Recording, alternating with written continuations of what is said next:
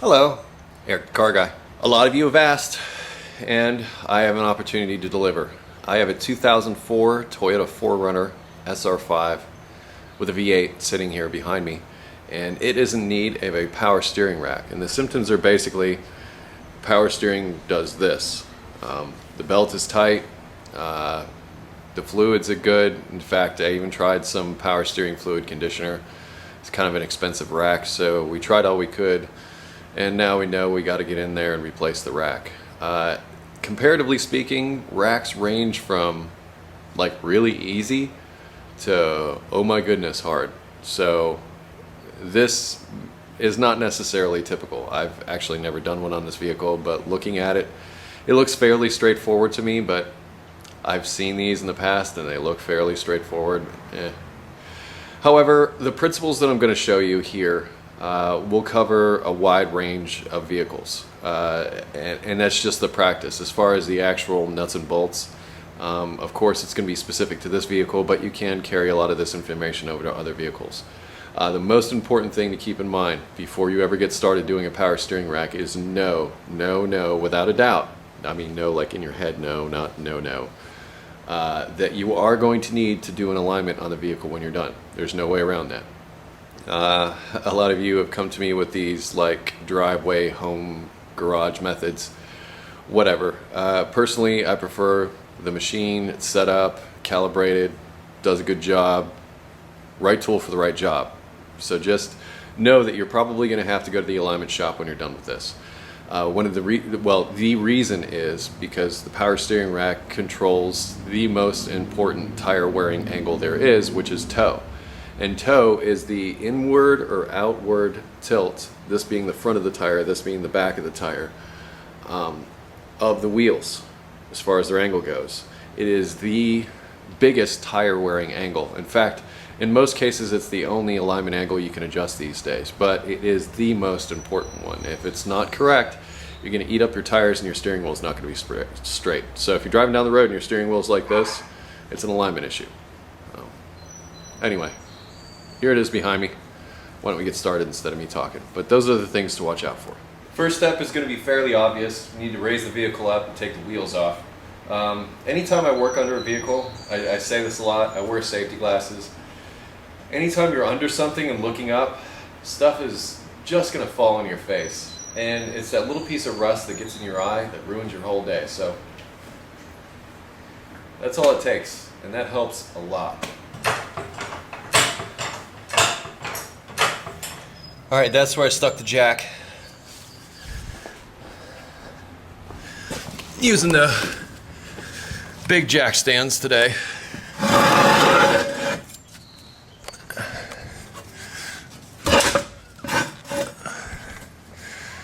That should do it. Okay, we're gonna get the wheels off next, but in order to get to a lot of these components, meaning the lines and everything else, I'm gonna remove this lower shield. There's some fasteners up under here that need to be removed in order to get this this guard off to gain access to stuff. But I'm also gonna spray these ends, both sides, with a little bit of penetrating oil so that can soak in while we're doing other stuff. But it's nice that they put the rack, you know, up here up front instead of stuffed in back under there. So that does make it a little bit easier. The challenge is going to be when we go through this hole. My hope is that hole is large enough to accommodate. There's a part that sticks up that attaches to the steering shaft. So we need to make sure that this opening is big enough to get that out once we've got everything disconnected. Before I really get into this, I like to make darn sure that my steering wheel is like dead straight before I even get started. And you can even use a steering wheel holder to hold this in place, but I just like to make sure that steering wheel is straight ahead.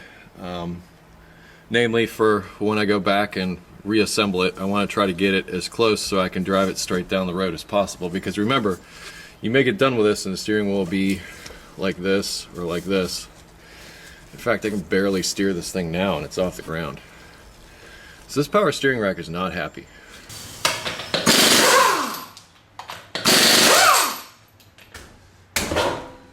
Now, the front parts are hooked in on these. They're 12mm, by the way.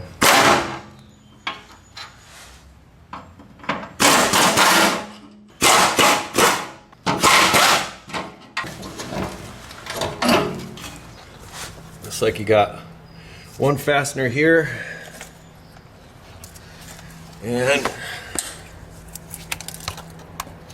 one over here that hold this assembly in, and there's these lines that get disconnected. And keep in mind that this is a fairly easy one to do compared to some. Some of these are just really difficult. But then back there's where the steering shaft comes in. But yeah, that power steering shaft, we're gonna may have to knock it loose up here so we can slide it up. That may be something we have to do because it's gonna have to slide off of the power steering rack itself. Now it's gonna be a good time to knock the lock nuts loose on these tie rod ends. So you've had your stuff, so just knock those loose. Hopefully they come as loose as easy for you. Do that on both sides. You want to do that now while things are still hooked up because it's a real pain in the butt when it's not. Alright, now I'm gonna remove the cotter pin from the assembly here.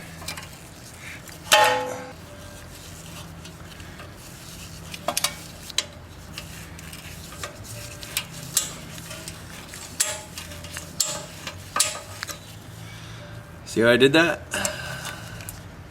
Didn't destroy it at all.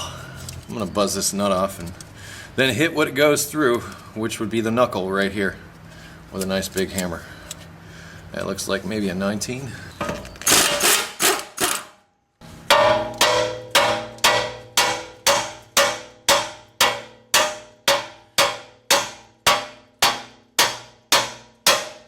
Now we're up under the subframe here. But the next thing I'd like to try and do is get the steering shaft disconnected from the rack itself. And this is kind of in a tricky spot. I don't even know if I'll be able to get you a good angle on this. But the idea is that, like, a lot of times the bolts like this that go through, you need to remove those completely because the power steering rack has like a little indentation on it to where that bolt locks in. So it's normally a case, and sometimes you have to do this inside the car or truck, but you remove like the lower one, and then there's an upper one on the shaft so that you can take the whole shaft and slide it off. So we looked at those upper ones just a little bit earlier, and I believe that's what we're going to have to do so that we can take this whole steering shaft once we get this fastener out and move the whole thing up. Now we may have to turn the wheel one way or the other to get this into position to where we can get a wrench on it, but that's where we're at right now. Now I'm going to rotate that shaft around so that I can get to that bolt. I'm just turning the steering wheel to do this. So now it's at a nice position, but I want to make sure I get back to center on the steering wheel because a lot of times there's like clock spring wires inside the steering column, things like that, that if you don't get it back on exactly right, you'll really mess it up. So you want to make sure that you're at center when you install and uninstall the old one.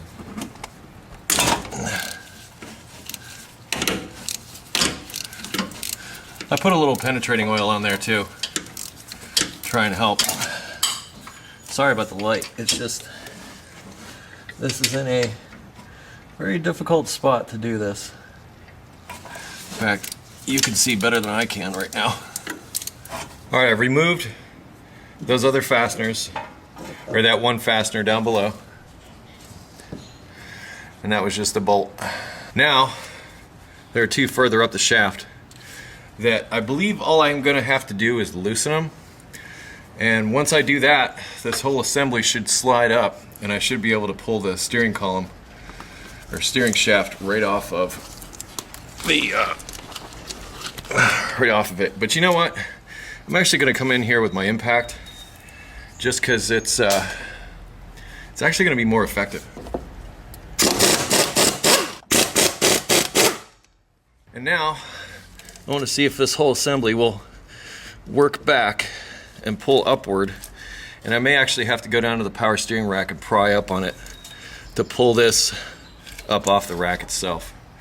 But this is the steering shaft connected to the power steering rack. Once this is disconnected, it's a matter of disconnecting the lines and swapping the rack out. But now that I'm thinking of it, before we get in too deep with this, it's probably a good idea to go check our new part to make sure it's correct before we shoot ourselves in the foot. What we have here is fairly typical. I just took this out of the box. These are usually sealed up, at least to some degree. You can see some of the fluid is leaked out because these are normally shipped that full of fluid. These are remanufactured. Good luck finding a new one, and if you do, it's going to be really, really expensive. But we can see that we've got our two areas where this is held down, and everything looks relatively the same. It looks like these are the two major lines that need to be removed. You got a input and return. I'm going to be honest and say I don't know which is which, but that's what we've got here. And as you can see, it doesn't come with the outer tie rod ends. And that's the trick of this whole video that I'm going to show you, is how to get it like really close. But once again, you're going to need an alignment no matter what. And here's one more tip. There's going to be a core on this. I'd be surprised if you're able to get one of these without a core charge. So you're going to have to save your old one, so don't beat it up. And save these plugs and put them in there. Be nice to your parts guy. He's going to have this sitting on a shelf. And he doesn't need it leaking all over the place before it goes back, so do him a favor. Keep these plugs and install them in the old rack before you send it back. Now that I've got those bolts and everything loose up top, and I'm only going to be able to come in here for a second and show you what I'm about to do. And that's just that I'm going to take a pry bar, stick it up in here, and try to pry this up off the rack. And actually I'm having a heck of a time trying to hold the camera and do this at the same time. But that's what I'm going to do. So I'm just going to pry this guy right up off the rack. Prying's not working, so I'm going to take this lady slipper and a hammer, Thor, knock that guy right up off there. I'm just going to tap it. You don't need to kill it because you don't want to ruin that U-joint there. I'm going to be honest and say in the end it's taking a little more persuasion, but I'm almost there. But I'm actually taking in my air hammer with this little dead end bit on it, sneaking it up in there on the top of that U-joint and just pushing.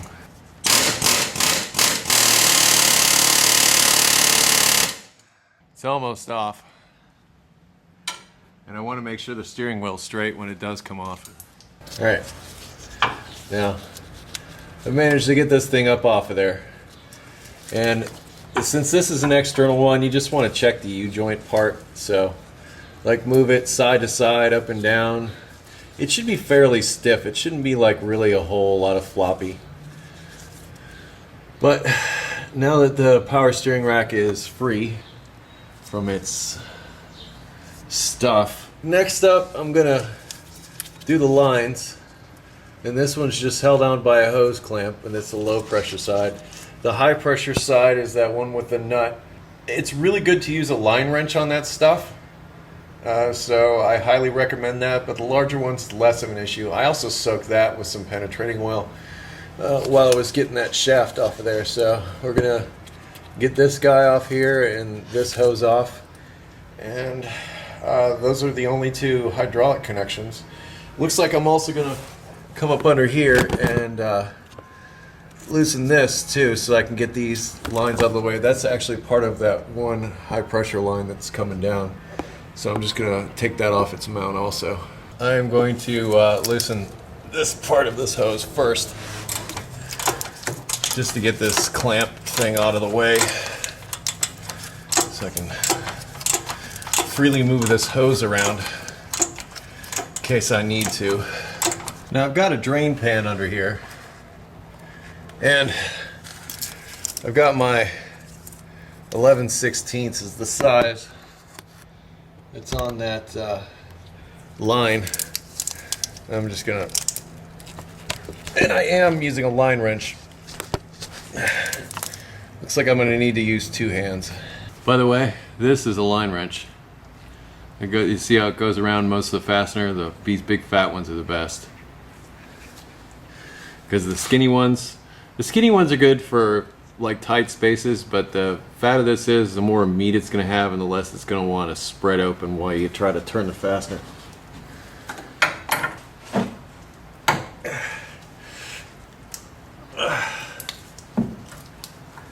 Started to move.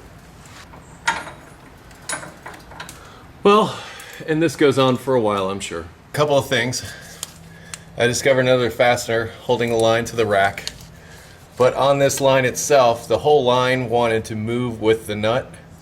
So what I ended up doing was just working the wrench back and forth on it until it started breaking loose from the line, because the line will get rusted up to the inside of the actual fitting, and it'll twist it right off. So you don't want that to happen, because the last thing you want to do is replace one of these lines. They're very expensive, and I think the only place you're going to find one is in a salvage yard that's probably going to be in the same shape as this one, or at the dealer. So don't put yourself in that position. So take a little care. A little more penetrating oil up there is what I've got while I'm working this fastener off here. Okay, after many turns of the wrench, we are now loose and it's off the rack, and I can just actually take this whole thing and put it down inside of my pan to bleed out. And that's exactly what we wanted to do. We wanted to just drain the whole system out. Now I'm going to get that other line off, which I'm hoping is not nearly as difficult since it's just a rubber line. I just unclamped this hose and pushed it off. It's impossible for me to try and hold the camera and get this up in there, but once again I'm just letting it drain into my pan. Now I'm going to go for these 2 fasteners here, wrench those off. And yeah, I know what you're saying. This would be a good job for a gear wrench. You'd be right. Well, it appears that there's another side to them down here. I don't really want to take this whole thing off to get a socket on that, so I'll probably just put a wrench on that bottom one too to get these off. But yeah, well, welcome to the world of auto repair. It's going to be extremely difficult to get a wrench up in here. So I am gonna knock this shield loose just so I can get to these 2.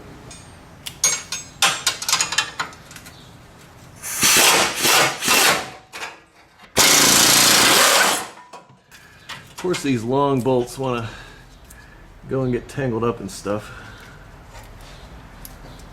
I'm gonna have to work around that. Now comes the fun part of trying to fish the rack out of here. There we go. Yeah, at least I got one of them out. Maybe I can move this other one over far enough. Angle it. And we're able to sneak that one out. Now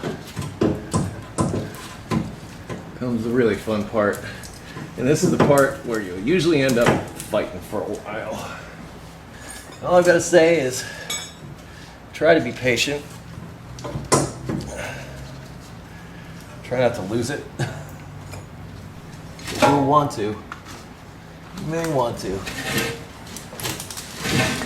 Now's the time to come up with a plan. Here's the problem.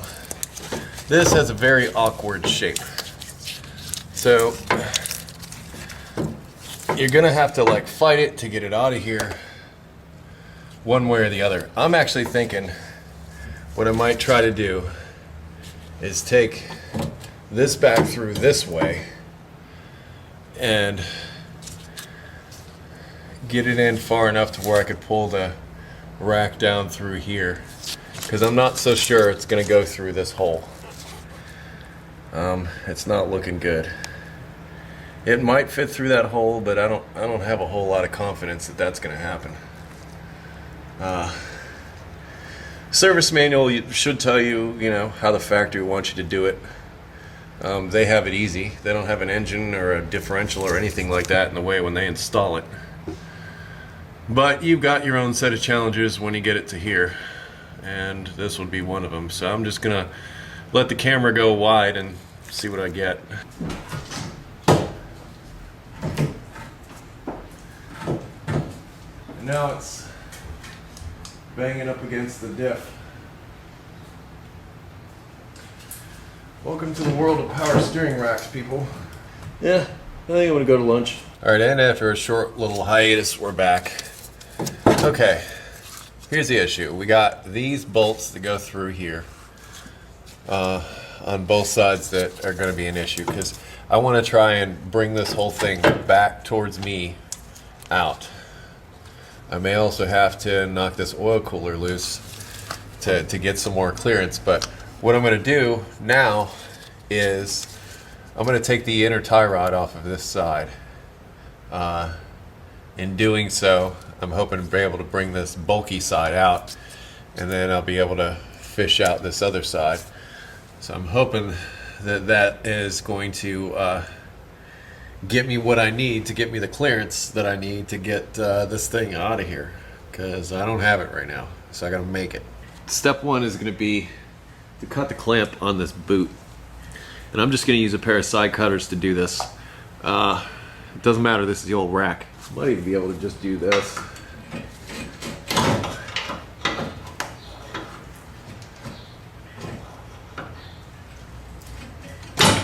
And I can.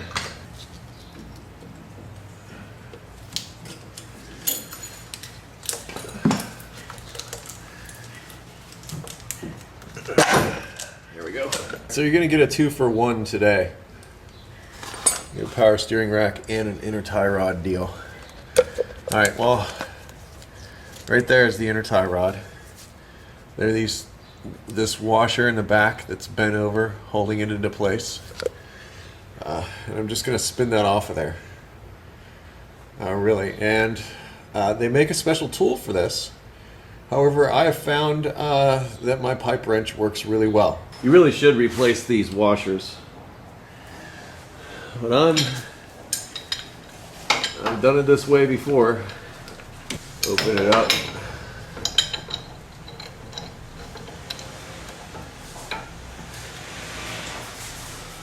And spin this out.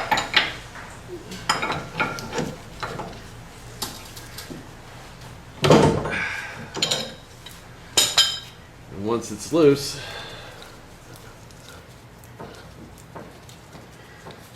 it spins right off. Now that obstacle's overcome, we've got to get rid of this sticking up, at least on this side. This side may have to go too. In fact, I'll probably just do it anyway since I'm right here. And then ultimately I may have to take this oil cooler / filter assembly off here. I'm really hoping it doesn't come to that, because that's just a whole other set of fluids to mess with. But right now, I'm just gonna get this off.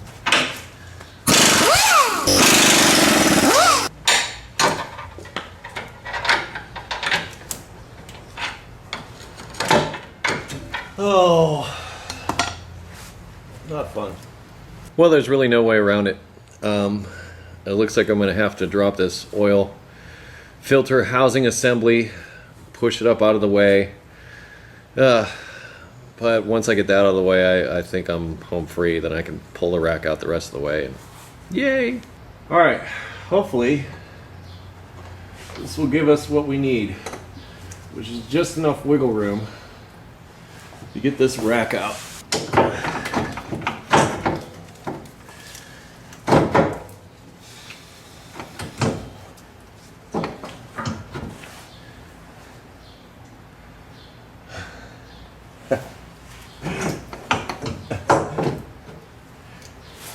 You ever hear that saying, or that song, close, so close, but yet so far?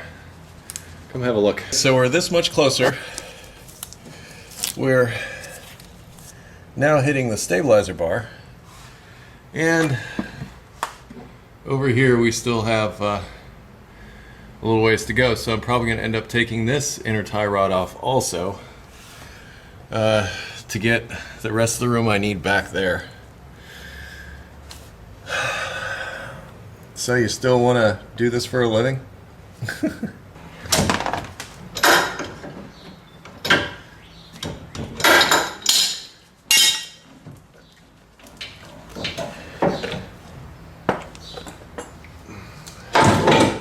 Well, that'll work too. Check me out. Yeah! At last. Let's go to the bench. Meanwhile, back at Wayne Manor, now we've got to turn this into this. We want to save our boots. I'm going to employ the same method and just sort of pry these boots back. You can use zip ties to replace these inner clamps. I've done it before. You just got to make sure they're nice and tight. These metal clamps are a lot better, but these cannot be reused, so once you undo them, they're undone. Maybe you can bend them back, whatever. I just find it easier to use some zip ties. The outer clamps, of course, are reusable. They're just spring clamps, but the idea is going to be that we'll pull the boot back. We'll take the looks like somebody else, look at the marks along here. Looks like somebody else might have employed a different method in getting their old one out, because all they really do is like clean these things out and slap some paint on them. I don't know, maybe we'll see if we can find a remanufacturing facility that will invite us out to check out how they do things. Yeah, that'll work. Cassette probably could be reused, but I don't see the point.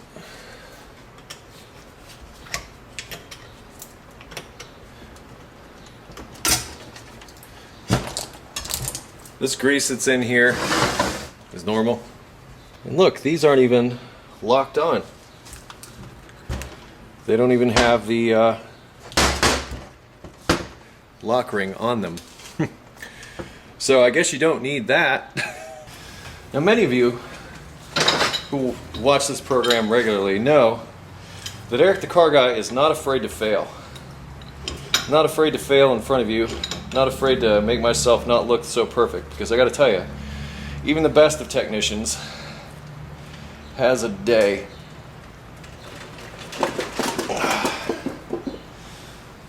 And the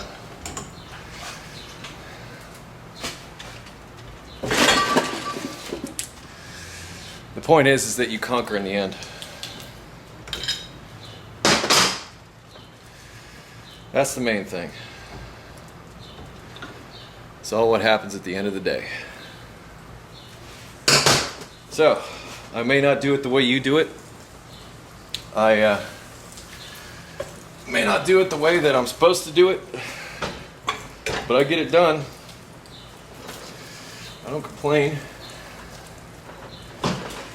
I don't try to make myself look better than I am. I just do.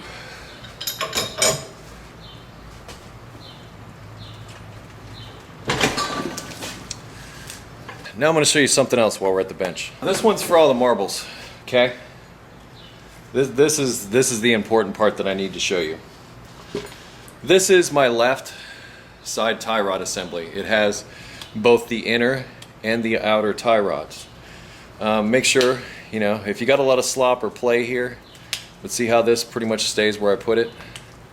I'm going to be happy with that, but you know, no better time to replace an outer tie rod than when you got it in your hand. You notice, like on this inner part here, it's machined so that you can put a wrench on it. And this is how you set toe when you're doing an alignment. You knock this nut loose and you turn this rod to change the effective length of this whole assembly. So you either make it longer or shorter, depending upon if you want the tire to be pointed in or out. You look at the alignment specs. The alignment machine basically tells you how to do this, but this is what affects the alignment. So here's the trick. You want to count the number of threads. I need you to focus on me now. You need to count the number of threads that are from this machined area to the back of this nut. And you'll, in essence, have pretty close to the same length that you did when you started. Now, it's not going to be exact. You're still going to need an alignment, and I cannot stress that enough. But let me, here we go. We use this to do our counting with. One thread. But let's see, we have, count the valleys of the peaks, doesn't matter. 1, 2, 3, 4, 5, 6, 7, 8, 9.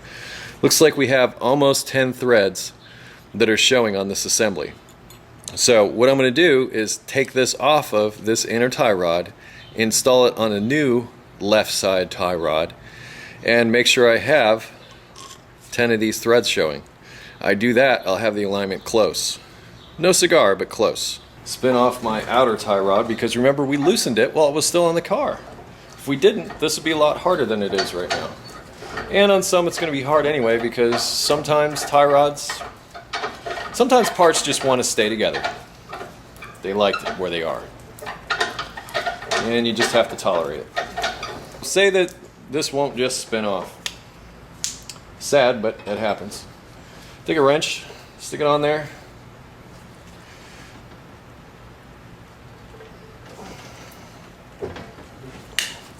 If you have to use heat, use it, but if you're doing an alignment, and you have to use heat, you gotta wait till it cools off before you take your measurements, because the metal does expand and it just does change your readings. This is how you can get an outer tie rod off.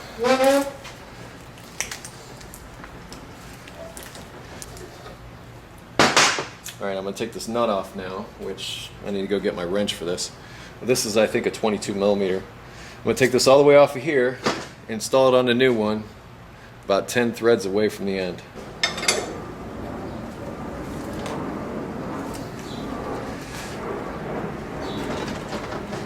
Yeah, things don't always go the way you want. Remember that, kids. Things will not always go the way you want. This may require a little heat.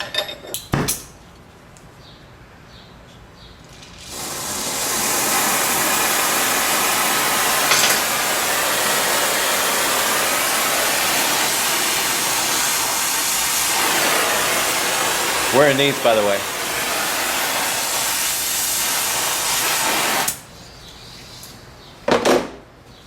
That should be all you need.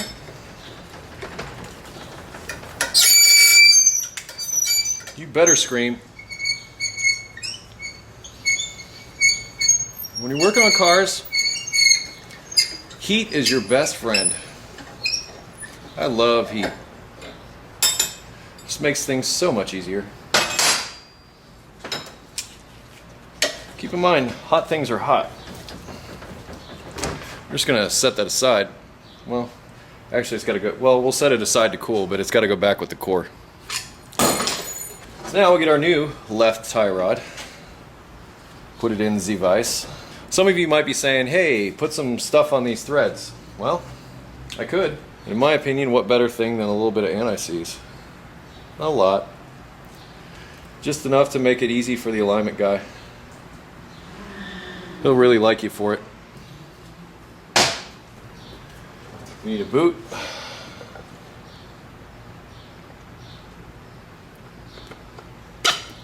And a clamp.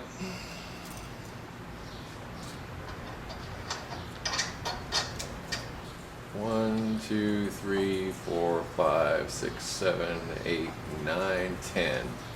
Just about right bang on where I thought. So, counting the threads is actually a pretty accurate method. Now you're going to have to reuse that old tie rod. And I'm going to wait and tighten this nut until I get the rest of it on. So I'll wait until it's on the car and tighten it up, but repeat for the other side. I'm also going to quote-unquote recondition these locking rings. I'm going to use them even though the remanufacturing company did not think to install these. But all I'm going to do is just bend these tabs flat, bend these tabs to where they fit down into the rack. There's a couple of slots where they fit in, and I think they'll work just fine. They weren't even going to be on there. Alright, we got one last thing to switch over, and that's this guy, which all of a sudden is deciding to leak.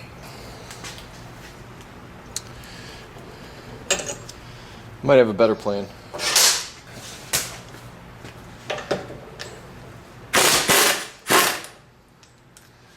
that works pretty well. Before I put this up in the car, I'm going to swap these over because, like I said, this will leak all over the parts. Now we're ready to take this one to the car. I'm going to put the inner tie rods back on this, stick it in the box, get it ready to go back for the core, and we'll just keep going. Now we're ready to stuff this thing back up in the car. Some of you will note that I did not put this back on yet. And that is by design because I was about to take this off to try to get a little more clearance when it actually fell out. So I'm going to leave that off to try to make for better ease of installation. And pretty much it's in reverse order. It's like all the hard stuff is done now, it seems. So now it's just a matter of getting it all back up in there and hopefully the steering wheel's straight. That's the idea.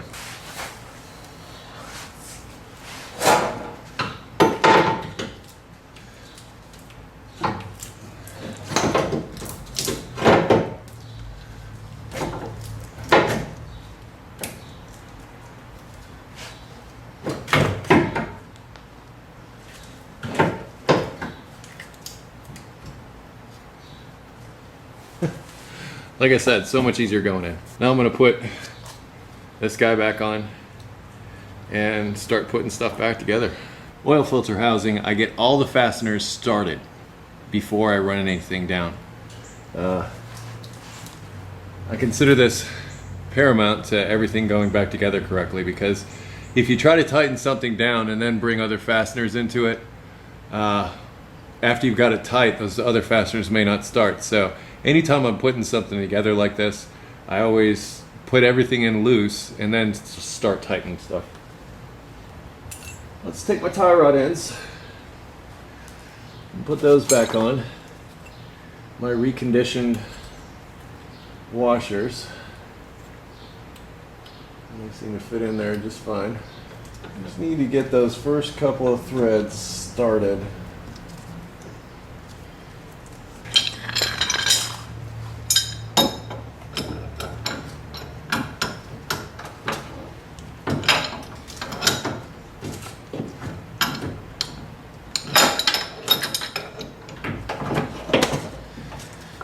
Doing this now instead of later because I want to make sure that I can do that if I need to. Gotta get this on there snug.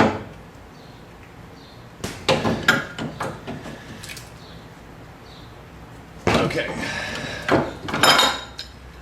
Now it's on, I'm gonna bend those tabs over and reinstall my boot.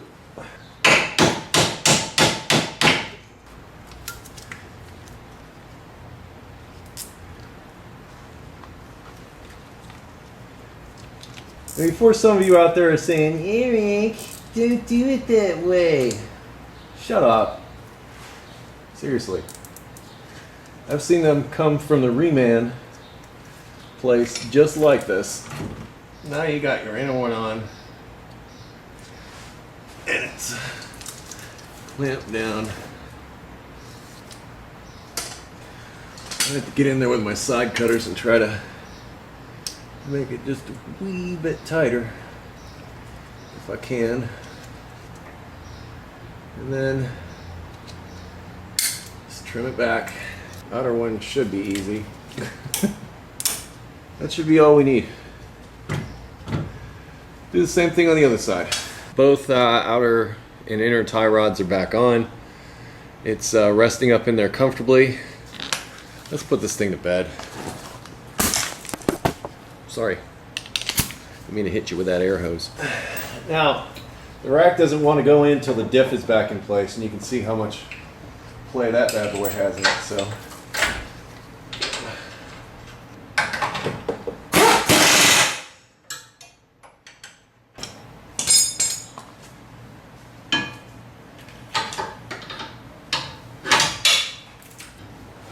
why is it that your drop light always like flips upside down when you're trying to look at something? Show me what I need to see. Almost there, kids. That was the low pressure line. Now for the high. You don't want to tighten any of these other hold downs down until you've got it up in there and start it in its hole. I'm just going to clean the threads up with my rag a little bit, because it's real important I get this started by hand. Make sure I give myself every advantage to make sure that it spins well, so that when I put it down into the rack and start turning it by hand, it actually goes in easily. Normally I get these started before I ever bolt the rack down, just because it's easier to do. But I've got a lot of movement on this line. I'm just going to take advantage of that.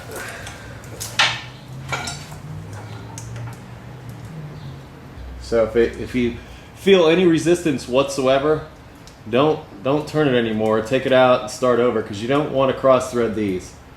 Cross thread this and your day has gone from 0 to suck in about half a second. I just snugged it up with a wrench. I'm going to finish with the line wrench.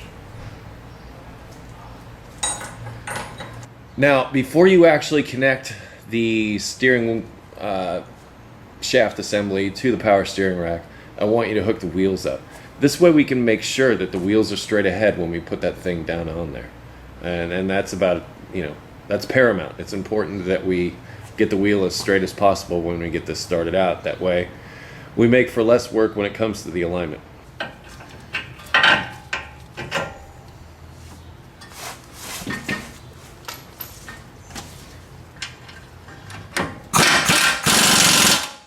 You can yell at me if you want for reusing those cotter pins. You know what? They'll be fine. But if you like, use new ones. Let's be counting them threads again, just to make sure that we're still where we need to be. Should be 9 on this one. 1, 2, 3, 4, 5. Yeah, so we need to open this one up a bit.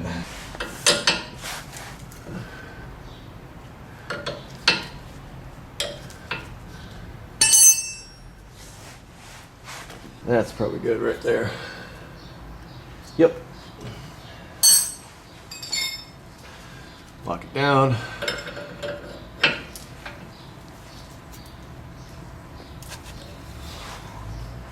Same on the other side. Well, we're pretty well back in business here. Everything's as it should be. Back together, and now we just need to make sure the wheels are straight ahead, and then install that steering shaft and make sure the steering wheel's straight. It's a little bit of a challenge, but if we get it right, life will be good. Well, here's some good news that we've needed. The shaft slides up and down very easily, so super happy to see that. So we'll be able to, now that we have unrusted splines down on the shaft, the steering shaft, which is almost impossible for me to get some angle on. Now that we have that, that steering shaft should slide on there pretty well. Now I'm just going to be eyeballing, like straight ahead with the steering wheel, and then I'm going to go into the cab. But I'm just going to try to point the wheels out here as straight ahead as possible.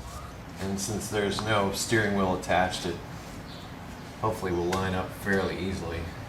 Like, you can't necessarily mark where the steering shaft goes on to the power steering rack, mainly because you're replacing the power steering rack. So if you put a mark on the power steering rack, sometimes you're lucky and they have a master spline and they only go on one way. Those are awesome. But these, there's a little bit of wiggle room, which can create its own set of challenges. But I think we'll live. Try to get our steering wheel as straight as possible. Might even want to step back and take like a long view of it, just to get a good look at it. Because seriously, a couple of teeth and it's all over. But if we can nail this, then we are heroes, and I like to be the hero. whenever I possibly can. Well, this is the moment of truth. Let me check my steering wheel again. Well, that looks pretty close. I'll take it the rest of the way down. Sometimes it helps to spread out that split on the end of that shaft before you do this. Helps it slide on a little easier. Might have to get a persuader. Yeah, that's moving a heck of a lot nicer than it did before when I started this whole thing. Some of you may be asking a very good question, and like, Eric, how come you didn't flush the system out? Well, actually, just a few weeks prior to doing this job, in an attempt to not have to replace this rack, I did just that. I flushed the entire power steering fluid system out, added some conditioner, added new fluid. That's why I don't know if you noticed, but the fluid coming out of the system was like brand new. So I'm not really too concerned about that, because I'd already taken a stab at it. But before you get started with this, you might consider flushing the whole system out. If something went bad in the rack and there's metal shavings all throughout the system, you got to get those things out of there. So, in fact, the new rack normally comes with instructions that tell you to do just that. So before somebody goes out there and gets in a tizzy and says, Eric, you should have done that, I already did it, I just didn't do it today. Wish I could like bring you up in here to show you stuff, but without a doubt, this is one of the most difficult shoots I've had to do. I'm tightening the through bolt on the where it goes into the rack right now. The steering shaft, that is. And now now that you've got it on there, it's okay to turn the wheel as much as you want because you've already committed. Now if the steering wheel's off, unless it's off by a heinous amount, it's up to fixing it with the alignment. Now I can go ahead and install these two back in.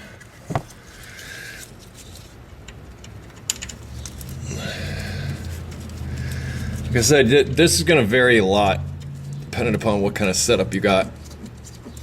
Many times this is inside the car.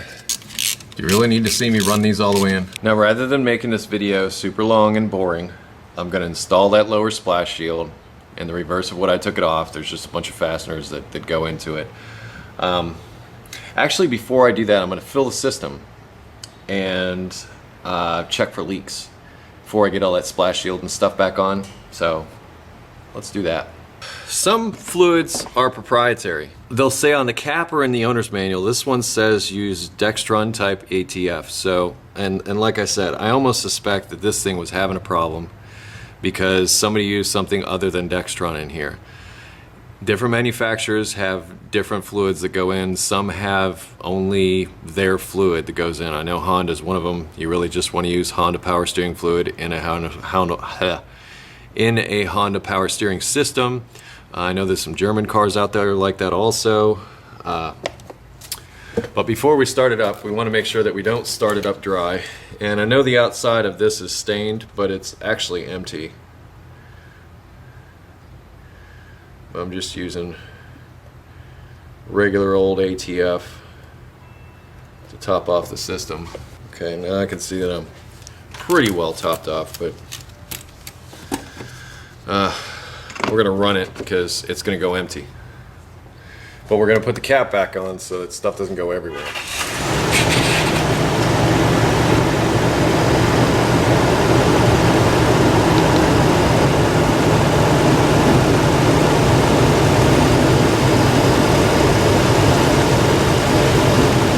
This is really hard to do with a fan blowing all the time. Now we're gonna go in the car, turn the wheel from lock to lock while the engine's running to make sure that it's all cycled through.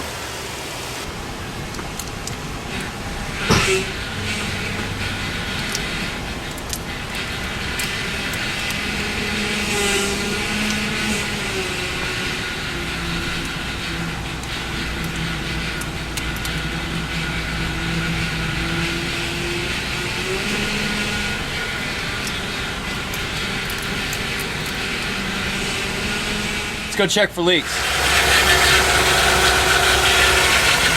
Not seeing any leaks anywhere. A little bit of condensation on the AC dripping, but that's about it. Boots are good.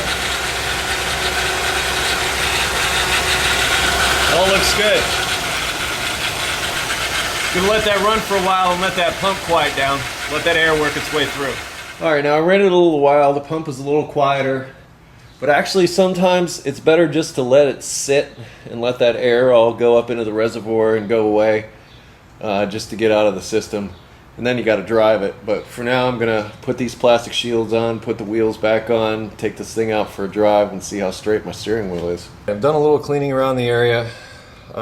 Like bang on where my fluid level is supposed to be. Now we're going to take it for a drive and see how straight that steering wheel is and see how well it drives.